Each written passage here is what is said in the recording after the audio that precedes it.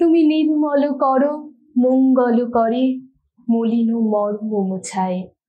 রজনীকান্ত সেনের সাথে কণ্ঠ মিলিয়ে চলুন আমরাও বলি, পৃথিবী থেকে সমস্ত অমলিনতা দূর হোক, সমস্ত দ্বিচারিতা দূর হোক, এক নতুন সূর্যের উদয় হোক, যে সূর্যের আলোয় আমরা সবাই আলোকিত হই। আর সেই শুভকামনা নিয়েই আজকের এই অনুষ্ঠান, আজকের পর্বের নতুন একজন শিল্পী বন্ধুকে নিয়ে আমরা শুরু করতে চলেছি। নমস্কার, আমি বিউটি ব্যানার্জি। আমাদের সমাজে একটা কথা খুব প্রচলিত আছে যে রাধে সে চুলও বাঁধে। আমরা সকলেই এই প্রবাদটার সাথে কম বেশি পরিচিত আছি। আসলে আমরা মেয়েরা কি পারি না বলুন তো? আমরা বাইরে যেমন সামলাই, আমরা ঘরও সামলাই। আসলে আজকে আমাদের যিনি শিল্পী বন্ধু আছেন, আমি তার পরিচয়টা এভাবেই দিতে চাইছি, কারণ তিনি চারিদিক সামলাচ্ছেন, তার সাথে শিল্প জগতে তার অবাধ বিচরণ। চলুন আর কথা না বাড়িয়ে আমরা পরিচয় পর্বটা তার সাথে সেরে ফেলি।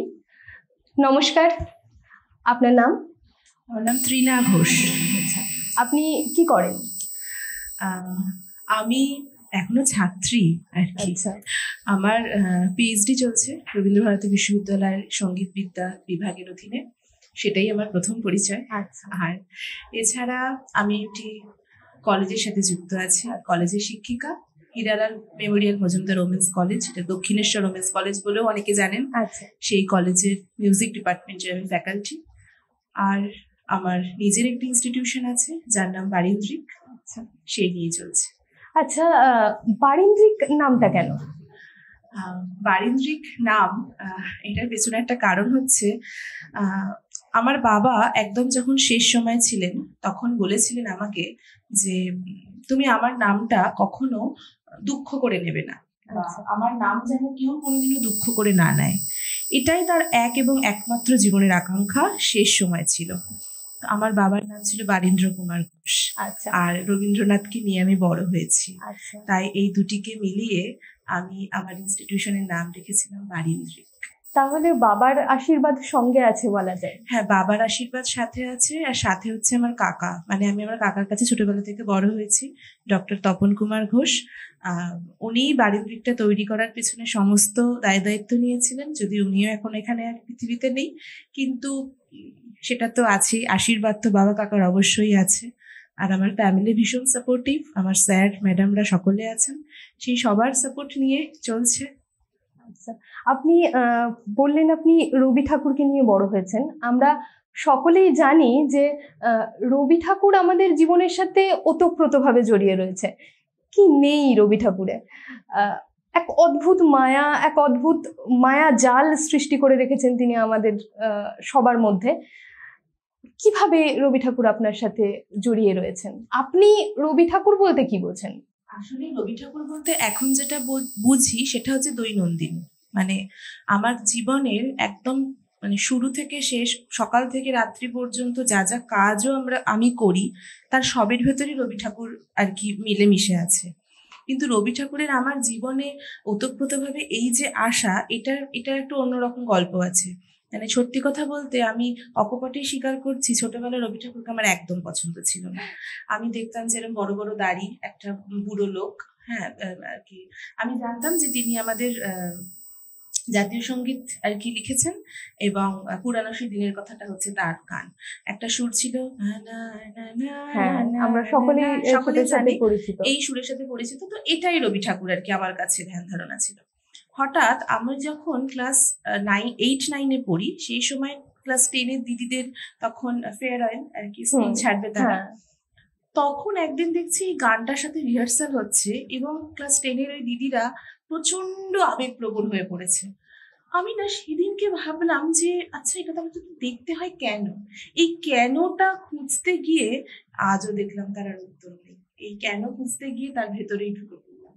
হ্যাঁ, সত্যি তাই। রবি ঠাকুর থেকে চাইলেও আমরা বেরোতে পারি না, এক অদ্ভুত মায়ায় বেঁধে রেখেছেন তিনি আমাদের।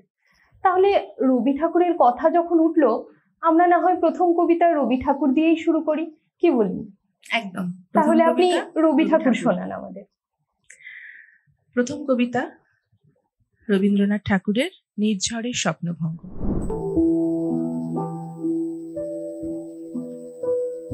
আজিয়ে প্রভাতে রবির কর, কেমনে বসিল প্রাণের পর, কেমনে বসিল গুহার আধারে প্রভাত পাখির গান। না জানি কেন রে এতদিন পরে জাগিয়া উঠিল প্রাণ, জাগিয়া উঠেছে প্রাণ, ওরে উথলি উঠেছে বাড়ি, ওরে প্রাণের বাসনা প্রাণের আবেগ রুধিয়া রাখিতে নারী। থর থর করে কাঁপিছে ভূধর, শিলা রাশি রাশি পড়িছে খসে, ফুলিয়া ফুলিয়া ফেনিল সলিল, গরজে উঠেছে দারুণ রসে। হেথায় হুথায় পাগলের প্রায়, ঘুরিয়া ঘুরিয়া মাতিয়া বেড়ায়, বাহিরিতে চায় দেখিতে না পায়, কোথায় কারার দ্বার।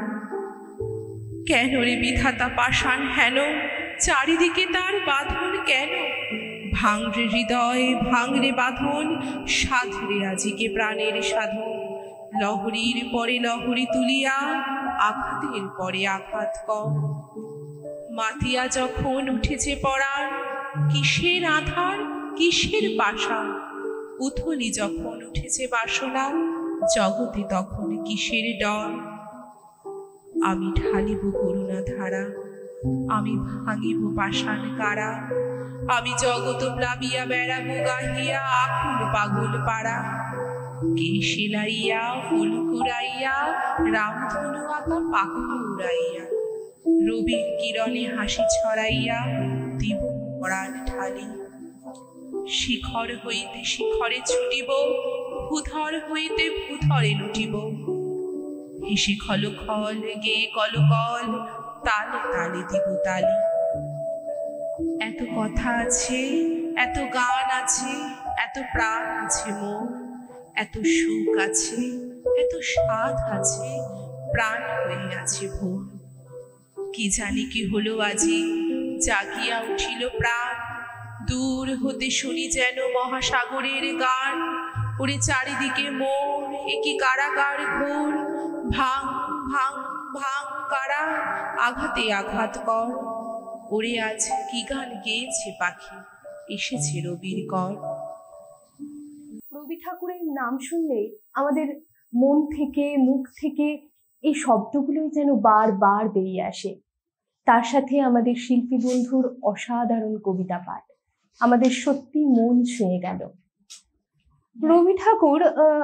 রবি ঠাকুরের মধ্যে ঢুকলে আমরা যেন কোনোভাবেই আর সেরকম ভাবে বেরোতে পারি না। না, আমরা রবি ঠাকুরের মধ্যে ঢুকলে আসলে আমার মনে হয় একটা কথা, সেটা হচ্ছে যে এই যে কবিতা বা আবৃত্তি, কবিতা মানে কিন্তু আমি শুধু বলে দিলাম সেটা না, বা আবৃত্তি মানে আমাকে গলাটা ভীষণ ভারী করতে হবে, প্রত্যেকটা জায়গায় আমাকে বোঝাতে হবে যে আমি আবৃত্তি মানেই কথার থেকে আলাদা হবে, আমার ব্যক্তিগতভাবে বলে মনে হয় সেটাও না।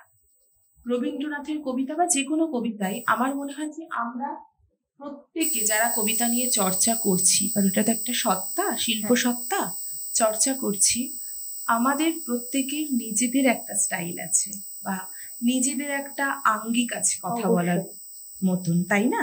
তো সেই জন্য আমি প্রথমেই একটা কথা পরিষ্কার করে একটু বলতে চাই, সেটা হলো যে আমি যে কবিতাটা পাঠ করছি বা যে আবৃত্তিটা এখানে বলছি বা যে একটু কথা বলছি, সেটা কিন্তু আমার একান্ত নিজের আঙ্গিক।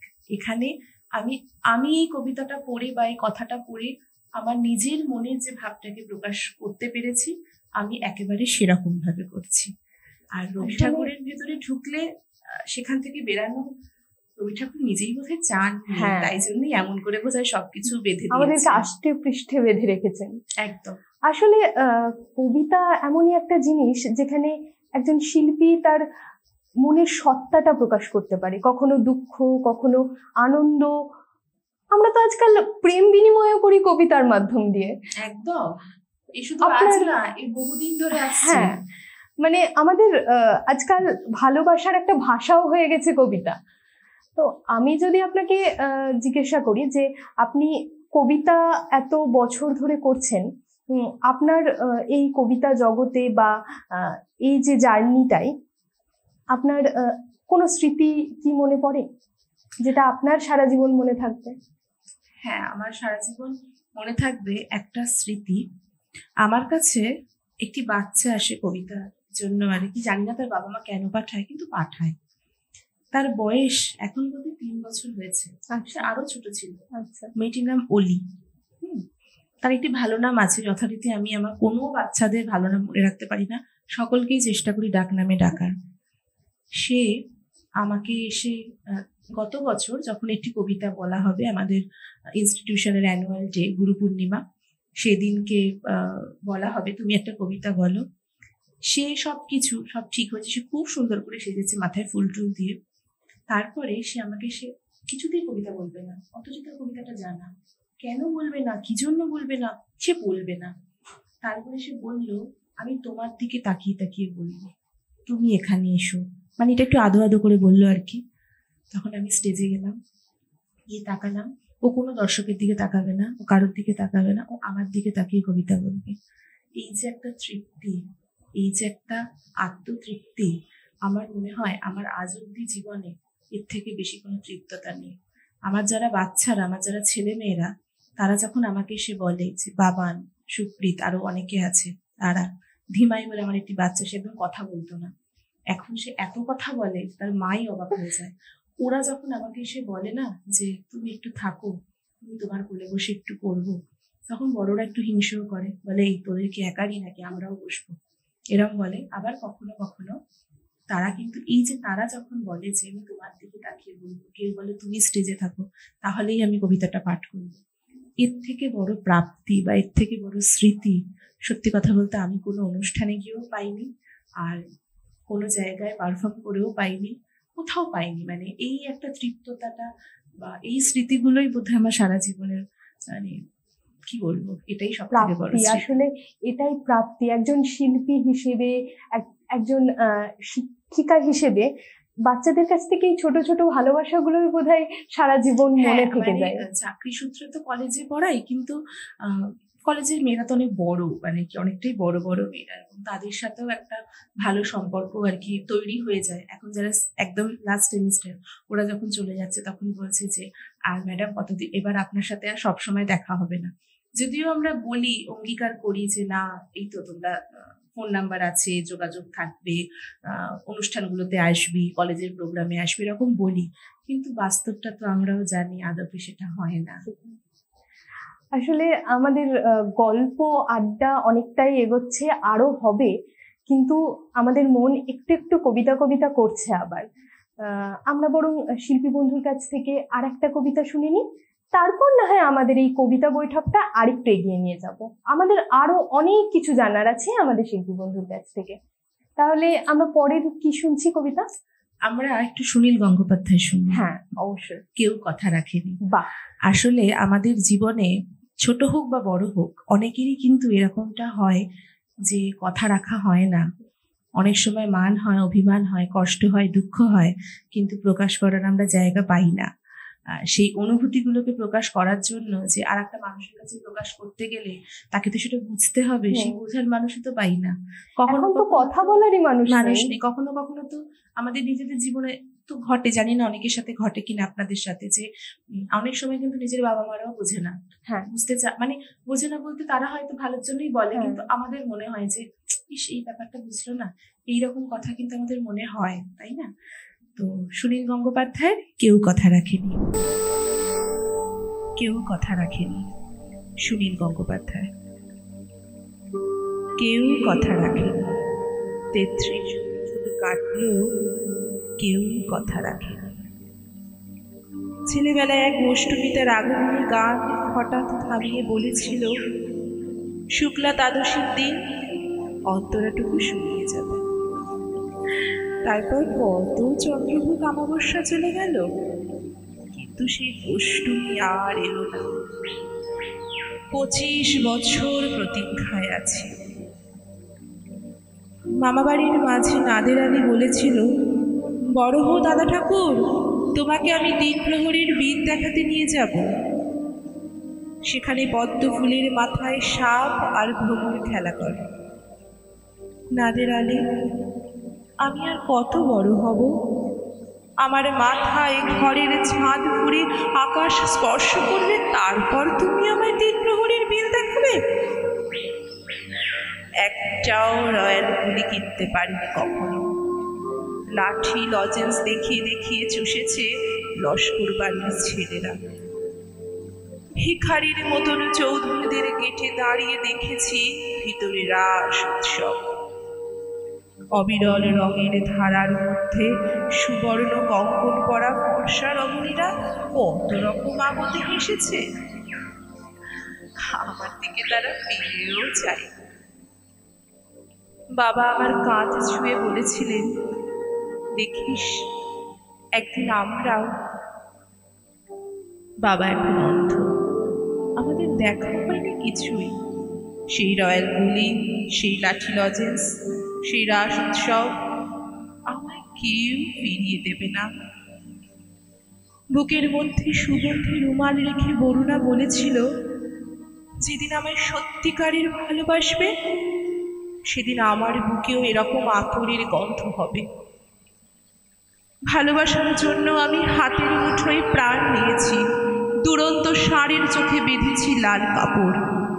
বিশ্ব সংসার তন্ন তন্ন করে খুঁজে এনেছি 108টা নীল পদ্ম।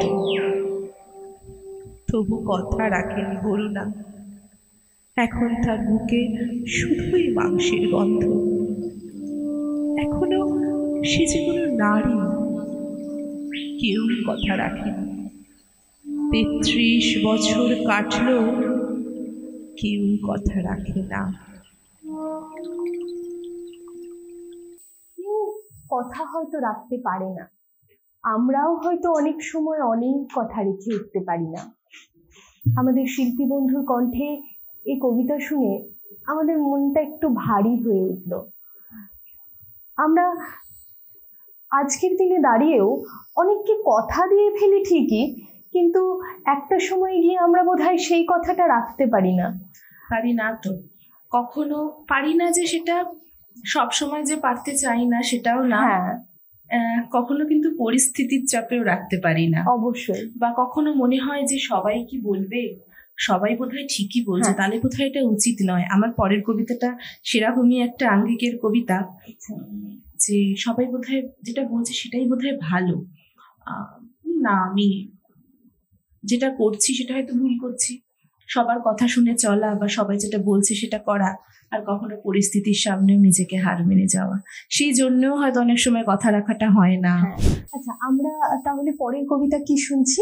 আমরা পরের কবিতা শুনবো প্রেম, কবিতা শুভ দাশগুপ্ত।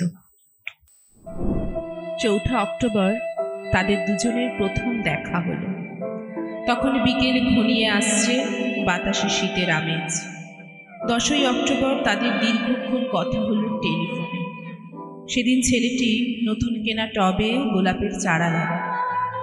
30শে অক্টোবর রেস্টুরেন্টের নিরালা কেবিনে ছেলেটি বলল, তোমাকে আমি ভালোবাসি। মেয়েটি লজ্জায় মাথা নিচু করে টেবিলে আঁকিবুকি কাটল।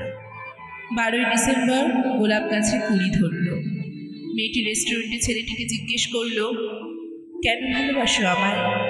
আমি সুন্দরী তাই? তোমার চেয়েও সুন্দরী আছে কত। আমার বাবার প্রচুর অর্থ তাই। তোমার বাবার চেয়ে বড়লোক এখানে কম আছে? তাহলে ভালোবাসি ভালোবাসি, তার আবার কারণ হয় নাকি? মেয়েটি বাড়ি ফিরে বন্ধুদের টেলিফোনে অনেক আলোচনা করল। সবাই এক বাক্যে বুঝিয়ে দিল, ভালো যখন বাসে তখন কিছু একটা কারণ তো আছে বটে, সেটা না বুঝে বেশি এগোস না। 3রা জানুয়ারি মেয়েটি বলল, আমার কাছে কি চাও? কই, চাইনি তো কিছু। ভালোবাসো অথচ চাও না, তাহলে? না চাইলে যারে পাওয়া যায়, দেওয়া গেলে আসে হাতে। এ তো গান, শুধুই গান, তাছাড়া কি? কিছু যদি না চাও তবে ভালোবাসো কেন? ভালোবাসি, তাই ভালোবাসা দিতে চাই, চাইবো কেন? তুমি সত্যি অদ্ভুত। 10ই ফেব্রুয়ারি দুজনে দেখা হলো মেট্রো স্টেশনের পাতালে। ছেলেটি বলল, আমি কাল সারা রাত বাঁশি বাজিয়েছি, সারা রাত সেই সুরের মায়াবী আলোয় তুমি নাচছিলে, অসামান্য অনন্য সেই নাচ। হ্যাঁ, কাল সারা রাত আমি ঘুমিয়েছি। আমি কিন্তু তোমার নাচই দেখে গেছি সারা রাত। তোমার বাঁশি একদিন শুনতে হবে। 12ই মার্চ ছেলেটি বাঁশি বাজালো, মেয়েটি শুনল। সময় থমকে রইল অনেকক্ষণ। বাঁশি যখন থামলো, মেয়েটির দু চোখ ভরা জল। বলল, বাঁশি শুনতে শুনতে আমার ঘুম এলো আবেশে। আমি দেখলাম আমি নাচছি, মেঘের মাঝখানে তারাদের পাশে আমি নাচছি, আকাশে ফুলের গন্ধ। ডাক্তার আমায় বাঁশি বাজাতে নিষেধ করেছেন। সে কি, কেন? বাঁশি আমায় টেনে নিয়ে যায় স্বপ্নের মধ্যে। ডাক্তার বলেছে স্বপ্ন দেখে আমার মস্তিষ্কের শিরা উপশিরায় জট পাকিয়ে যাচ্ছে।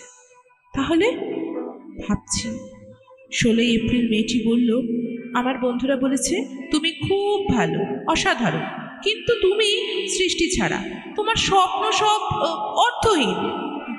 আমি জানি তুমি স্বপ্নটা পুরো ছেড়ে দিতে পারো না। না, তাহলে তুমি আমাকে হারাবে। তোমাকে পাইনি তো কখনো। 5ই মে ছেলেটির মস্তিষ্কে অপারেশন। একটু সুস্থ হতে মেয়েটি এসে বলল, ভালো আছো তো? এখন আর স্বপ্ন দেখছো না তো? দেখছি, আরও সুন্দর স্বপ্ন। তাহলে তো দেখছি তোমার অপারেশনটা আদৌ সফল হয়নি।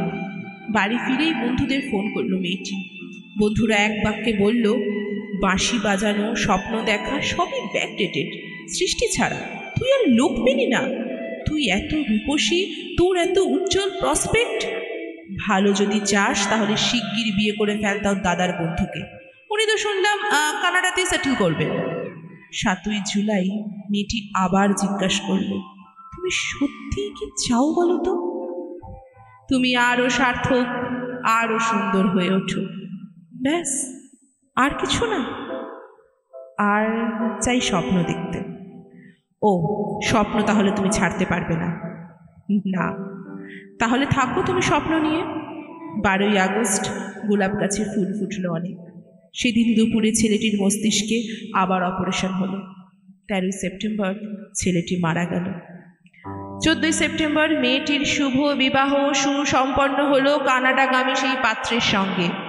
20শে সেপ্টেম্বর গোলাপ গাছটি হঠাৎ ঝড়ে উপড়ে গেল। সেদিন সন্ধ্যার বিমানে মেয়েটি হানিমুনে গেল। যাবার আগে বন্ধুদের বলে গেল, স্বপ্নের চেয়ে বাস্তব অনেক ভালো, অনেক মধুর। স্বপ্ন দেখে কেবল বোকারা। 4 অক্টোবর ছেলেটির মা ঝরে পড়া গোলাপ গাছটিকে সযত্নে তুলে ফেলে দিলেন। শূন্য টবে তখন কয়েকটা পোকা, কয়েকটা মাছি। আমরা কেউ জানি না ওগুলো পোকা, মাছি নাকি ছেলেটির স্বপ্ন। আমরা ঠিক জানি না, আমরা ঠিক জানি না। কবিতা আমরা শুনলাম শিল্পী বন্ধুর কাছ থেকে। সত্যিই তো, কত প্রেম, কত ভালোবাসার মানুষ আমাদের কাছ থেকে এভাবে হারিয়ে যায়। আমরা পরের কবিতায় চলে যাই। আমরা পরে কি শুনছি? আমরা শুনছি পরের কবিতা জয় গোস্বামী। একটু জয় গোস্বামী। হ্যাঁ, খুব সুন্দর একটি কবিতা। বেণীমাধব মালতীবালা বালিকা বিদ্যালয়। বেণীমাধব, বেণীমাধব তোমার বাড়ি যাব। বেণীমাধব, তুমি কি আর আমার কথা ভাবো? বেণীমাধব মোহনবাসী তমাল তরুমূলে বাজছিলে, আমি তখন মালতী স্কুলে। ডেস্কে বসে অঙ্ক করি, ছোট্ট ক্লাস ঘর, বাইরে দিদিমণির পাশে দিদিমণির বর। আমি তখন 9ম শ্রেণী, আমি তখন শাড়ি, আলাপ হলো বেণীমাধব সুলেখাদের বাড়ি। বেণীমাধব, বেণীমাধব লেখাপড়ায় ভালো, শহর থেকে বেড়াতে এলে আমার রং কালো। তোমায় দেখে এক দৌড়ে পালিয়ে গেছি ঘরে। বেণীমাধব, আমার বাবা দোকানে কাজ করে। কুঞ্জে অলি গুঞ্জে তবু ফুটেছে মঞ্জরি, সন্ধেবেলা পড়তে বসে অঙ্কে ভুল করি। আমি তখন 9ম শ্রেণী, আমি তখন 16, ব্রিজের ধারে বেণীমাধব লুকিয়ে দেখা হলো। বেণীমাধব, বেণীমাধব এতদিনের পরে সত্যি বলো, সেসব কথা এখনো মনে পড়ে? সেসব কথা বলেছ তুমি তোমার প্রেমিকাকে? আমি কেবল একটি দিন তোমার পাশে তাকে দেখেছিলেম আলোর নিচে অপূর্ব সে আলো। স্বীকার করি দুজনকেই মানিয়েছিল ভালো। জুড়িয়ে দিল চোখ আমার, পুড়িয়ে দিল চোখ। বাড়িতে এসে বলেছিলেন ওদের ভালো। রাতে এখন ঘুমোতে যাই একতলার ঘরে, মেঝের উপর বিছনা পাতা, জ্যোৎস্না এসে পড়ে। আমার পরে জীবন ছিল চোরাপথের বাঁকে, মিলিয়ে গেছে। জানি না আজ কার সঙ্গে থাকে। আজ জুটেছে, কাল কি হবে কালের ঘরে শনি। আমি এখন এই পাড়ায় সেলাই দিতে বলি, তবু আগুন বেণীমাধব, আগুন জলে কই। কেমন হবে আমিও যদি নষ্ট মেয়ে হই। গেল, আরো একটা শুনতে আমাদের ইচ্ছে আছে। আর একটা কি শোনানো যায়? হ্যাঁ, তাহলে রবি ঠাকুর দিয়ে শুরু করেছিলাম, অবশ্যই, একদম ভালো। রবি ঠাকুরে এসেই শেষ একদম। করছি। এই কবিতাটা আমার ভীষণ প্রিয় কবিতা, আর একটু মন দিয়ে শুনলে বোধহয় আমাদের সকলের জীবনের সাথে একটু একটু করে মিলবে। আচ্ছা, কবিতাটির নাম পুরাতন। পুরাতন, রবীন্দ্রনাথ ঠাকুর। হেথা হতে যাও পুরাতন, হেথায় নতুন খেলা আরম্ভ হয়েছে। আবার বাজিছে বাঁশি, আবার উঠেছে হাসি, বসন্তের বাতাস বইছে। সুনীল আকাশ পড়ে, শুভ্র মেঘ থরে থরে শ্রান্ত যেন রবির আলোকে। পাখিরা ঝরিছে পাখা, কাঁপিছে তরুর শাখা, খেলাইছে বালিকা বালকে। সমুখের সরোবরে আলো ঝিকিমিকি করে, ছায়া কাঁপিতেছে থর থর। জলের পানিতেছে, ঘাটে বসে আছে মেয়ে, শুনিছে পাতার মর্মর। কি জানি কত কি আসে, চলিয়াছে চারিপাশে, কত লোক কত দুঃখ সুখে। সবাই তো ভুলে আছে, কেহ হাসে কেহ নাচে। তুমি কেন দাঁড়াও সম্মুখে? বাতাস দিতেছে বহি, তুমি কেন রহি রহি তারই মাঝে ফেলো দীর্ঘশ্বাস। সুদূরে বাজিছে বাঁশি, তুমি কেন ঢালো আসি তারই মাঝে বিলাপ উচ্ছ্বাস। উঠেছে প্রভাত রবি, আঁকিছে সোনার ছবি, তুমি কেন ফেলো তাহে ছায়া। বারেক যে চলে যায়, তারে তো কেহ না চায়, তবু তার কেন এত মায়া। তবু কেন সন্ধ্যাকালে জলদের অন্তরালে লুকায়ে ধরার পানে চায়।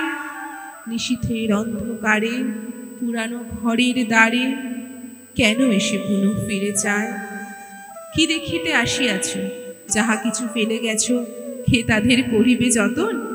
স্মরণের চিহ্ন যত ছিল পড়ে দিন কত, ঝরে যাওয়া পাতার মতো। আজি বসন্তের বায় এক একটি করে হায়, উড়ায়ে ফেলিছে প্রতিদিন। ধুলিতে মাটিতে রহি, হাসির কিরণে দহি, ক্ষণে ক্ষণে হতেছে মলিন। ঢাকো তবে ঢাকো মুখ, নিয়ে যাও দুঃখ সুখ, চেয়েও না ফিরে ফিরে। যেথায় আলয় নাহি, অনন্তের পানে চাহি, আধারে মিলাও ধীরে ধীরে। নমস্কার। খুব সুন্দর একটি কবিতা আমরা শুনলাম। যেতে তো ইচ্ছে হয় না, কিন্তু দিন শেষে যেতে তো হয়। আমাদেরও যেতে হবে, আমাদের শিল্পী বন্ধুকেও যেতে হবে। আজকের অনুষ্ঠান এই পর্যন্তই। নমস্কার।